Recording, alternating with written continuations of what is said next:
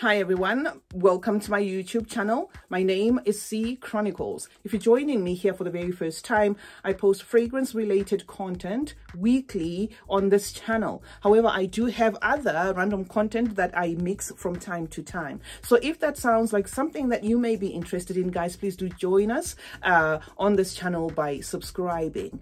And to those who are returning, thank you so much, guys, for the continued support. I appreciate you as always. Today we have two fragrances to review. This is I don't know whether you want to call it a compare and contrast, because I have to, but I am just reviewing these ones singularly. Shout out to Aroma Concepts, they gifted me these fragrances. However, I'm going to give you a review that is unbiased, and if you watch this review and you feel you need to purchase them, I'm going to link Aroma Concepts website in the description below. So we are here to review Lavish Luna by Fede. The second one we're going to review here is Blush. Okay, so this is Fede Lavish Blush and Fede Lavish Luna. So talk of packaging, what do you guys think about this packaging? I think there's about 4 or 6 that look like this with this bottle from the same company, just different colors, and I kind of like it. It's just nice, minimalistic, but really well thought out. Okay, so we are going to spray Lavish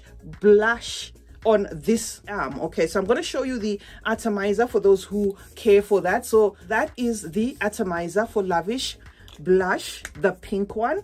And then I'm going to spray Lavish Luna, the black one, on the other arm, and that is the atomizer. So the atomizer is pretty much identical. Okay, so on the side is Luna and this is Blush. This particular one has pear, bergamot, and pink pepper at the top, and then it is followed by 2 florals, which is just rose and jasmine, and then the base of it lists vanilla, patchouli, cedar, and musk. So not too many notes there. That is what Lavish Blush is all about. Now, this fragrance, I would say, is a floral, fruity fragrance. You're gonna get a powdery floral feel there almost immediately. The rose also somewhat comes out almost immediately, but it's not a piercing rose, mainly because the fruit, particularly the pear in this fragrance, does make a statement as well. So the pear also almost immediately rises there together with the rose, making it a definite fruity floral. There's a light sweetness to this fragrance, not enough to cross over to toothache sweet, but yes, this fragrance is definitely under the sweet category, and there is that powderiness. So as the two mix here, which is the pear and the rose, it immediately becomes like a jammy, powdery rose. So that is what I can say about this fragrance. It's that particular combo. As you get into 45 minutes, possibly an hour, it then starts to present like a soapiness together with that powderiness, but you're not going to lose that jammy pear mix. So that is, you know, in a nutshell, what I can say about this fragrance. It also has like a little bit of a pepperiness there, so it's not going to come across as possibly Babidoli. There is a spice in here that you are going to, you know, kind of carry as well. So this jammy rosy feel is not just going to be a blunt jammy rosy feel. There is like a little bit of a piercing pepperiness. To me, this fragrance, guys, is almost identical to Lancome's Idol, but it fails to be a fragrance that holds on for longer than 5 hours. So unless it's because it's still new and I haven't worn it quite long enough, I'm going to cap it at 5 hours. But it is a fragrance that quickly starts to, you know, kind of, you know, tone down. Of course, the rose and the jam are going to hold on, but it just kind of has this thing where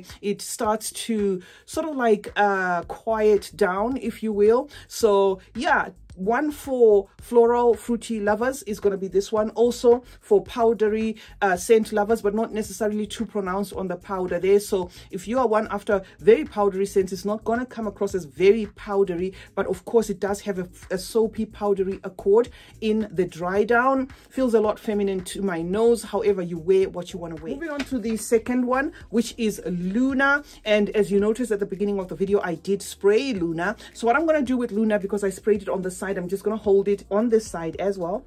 When I got this fragrance, I kind of thought it was going to be masculine, but it's not. It is a floral as well. This one has like a bold floral that comes through initially. I don't know whether to judge, whether if I say this, it'll be judging this house too quickly. These two fragrances kind of, you know, interpret very, very loud in the beginning. They give you like a boldness in the beginning, but then quickly like a tone down. It's like a high and a low, if you will. So there is that floral in this fragrance. It does not smell similar to this one. It does not feel like a flanker to this one. There is a sweetness to this, but this sweetness from this fragrance is not one that I would say is too much. There's a fruit as well in this fragrance that feels a lot like peach and something that feels like patchouli. I couldn't find the notes for this one, but I'm also going to say I do smell white florals. Maybe gardenia, but this is just a guess. Okay, there's something that feels like white florals here. It could be jasmine, it could be whatever, but there's definitely what feels like white florals in this. There's a woodiness as well to this, but I'm going to say of the two, this is my least favorite.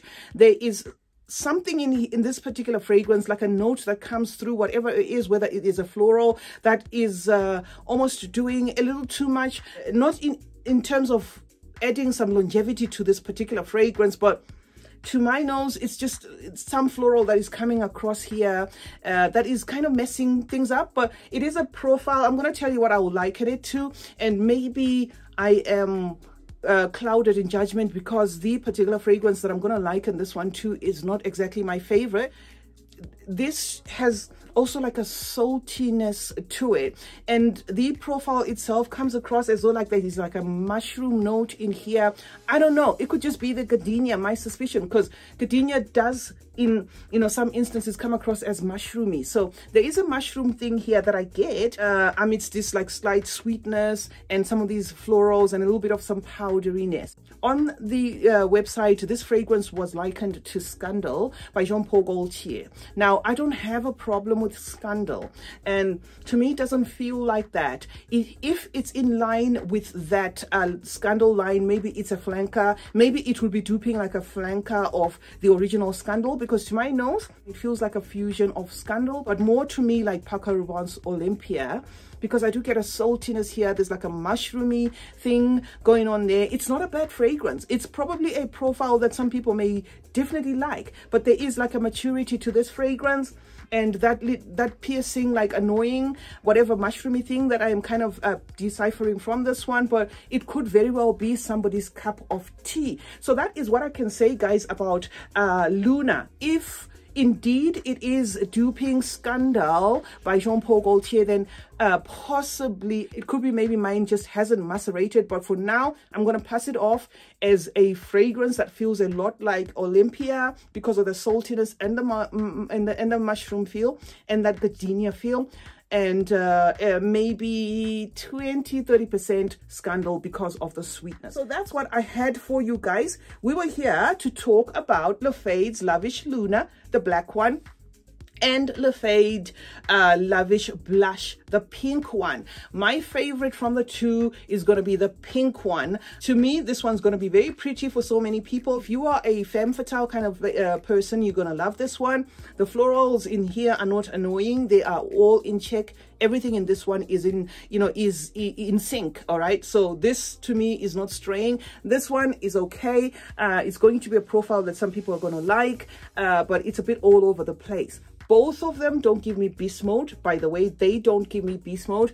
I'm gonna say maybe this one stretched it by an hour to hit the 6-hour mark, and it could have even done more. It's just that I think I honestly didn't give it that much of a chance because it is not the sort of fragrance that I normally go for. So that's it, guys, for this video. CeeChronicles is my name. Thank you so much, guys, for joining me today.